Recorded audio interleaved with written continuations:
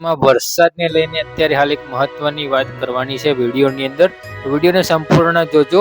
અત્યારે હાલ જે પવનની સ્પીડ છે તે આમ છેલ્લો રાઉન્ડ આ પૂરો થયો તે પછી પવનની જે સ્પીડ છે તે ઘણી બધી વધી ગઈ છે અને પવનની સ્પીડ વધી તેના કારણે જે પણ રાજ્યમાં વાદળ છાયું વાતાવરણ હતું, જે વાદળા હતા તે બધા વાદળા વિખેરાઈ ગયા છે અને વાતાવરણ છે તે રાજ્યનું એકદમ ક્લિયર ચોખ્ખું થઈ રહ્યું છે અત્યારે હાલ, જેના કારણે અત્યારે હાલ વરસાદની હાલ પૂરતી કોઈ શક્યતાઓ જોવા મળી રહી નથી.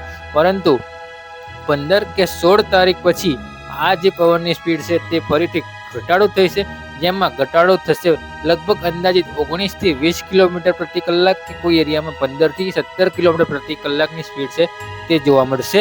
અને પવનની સ્પીડ ઘટાડો થયા પછી અરબ સાગર કે બંગાળની ખાડીમાંથી કોઈ એક સિસ્ટમ સક્રિય થશે તો ગુજરાત રાજ્યમાં વરસાદ આવશે. કારણ કે આ વરસાદ ન આવવાનું એક મુખ્ય કારણ છે કે અત્યારે હાલ જે વરસાદી સિસ્ટમ છે તેની ધરી ખસી છે અને જે ધરી ખસી છે તે અત્યારે હાલ યુપી કોલકાતા વાળા રૂટ ઉપર અત્યારે હાલ એટલે કે ઉત્તર ભારત તરફ અત્યારે હાલ ધરી જે છે તે ખસેલી છે. પરંતુ હવે જે નવી સિસ્ટમ બનશે તે નવી સિસ્ટમ બંગાળની ખાડીમાં બને કે તો અરબ સાગરમાં બને, આ બેમાંથી ગમે તે એકમાં નવી સિસ્ટમ બનશે ત્યારે ફરીથી પાછી જે ધરી ખસી ગઈ છે નૈઋત્યના ચોમાસાની તે ફરીથી આપણી તરફ આવે, ગુજરાત તરફ, એવી હાલ પૂરતી અમને શક્યતાઓ જોવા મળી રહી છે મિત્રો.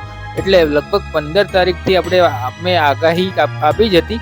15 તારીખથી રાજ્યમાં વરસાદી માહોલ છે તે જોવા મળશે. 15 તારીખ સુધી કોઈ વરસાદની શક્યતાઓ નથી, એટલું ચોક્કસ છે. છૂટા છવાયા એકલ દોકલ વિસ્તારમાં વરસાદી એકાદ દોકલ ઝાપટું પડી જાય કે છાંટછૂટ થઈ જાય તો અપવાદરૂપ રહેશે. બાકી કોઈ મોટા ભારે વરસાદ કે વાવણી લાયક વરસાદ થાય તેવી હાલ પૂરતી કોઈ શક્યતા નથી. આવી વાત આપણે પહેલા પણ કરી ચૂક્યા છીએ.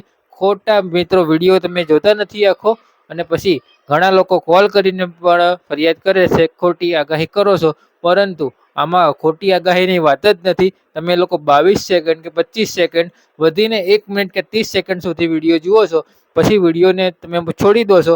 સંપૂર્ણ વિડીયો જુઓ તો પછી તમને ખ્યાલ આવે કે શું આગાહી અમે તમને આપીએ છીએ.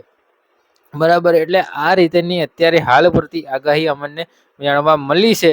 એટલે 15 તારીખથી આપણે વરસાદી રાઉન્ડ છે તે લગભગ સક્રિય થાય તેવું લાગી રહ્યું છે. અને અરબ સાગર છે અત્યારે હાલ નિષ્ક્રિય છે, પરંતુ 48 થી 72 કલાકની અંદર અરબ સાગરમાં એકાદો કરંટ આવશે અને અરબ સાગર છે તે ફરીથી સક્રિય થશે.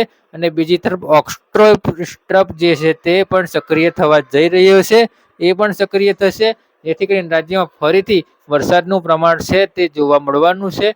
અને વરસાદનું પ્રમાણ જે એરિયા બાકી રહી ગયા છે, જેમાં જામનગર છે, જુનાગઢ છે, પોરબંદર જેવા વિસ્તારો છે, કચ્છના વિસ્તારો છે, મધ્ય ગુજરાતના ઘણા બધા ભાગો બાકી રહી ગયા છે.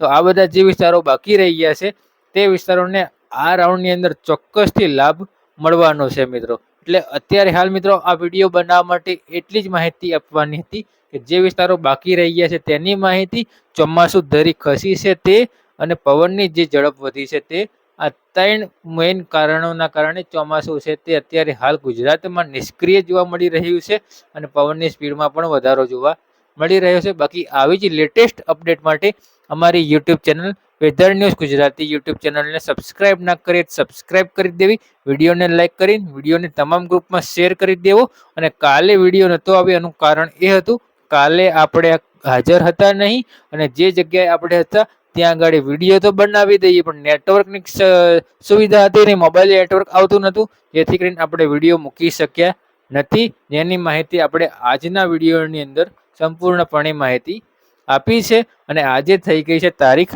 11. તો આજે વિડીયોને અહીંયા જ કરીએ સમાપ્ત.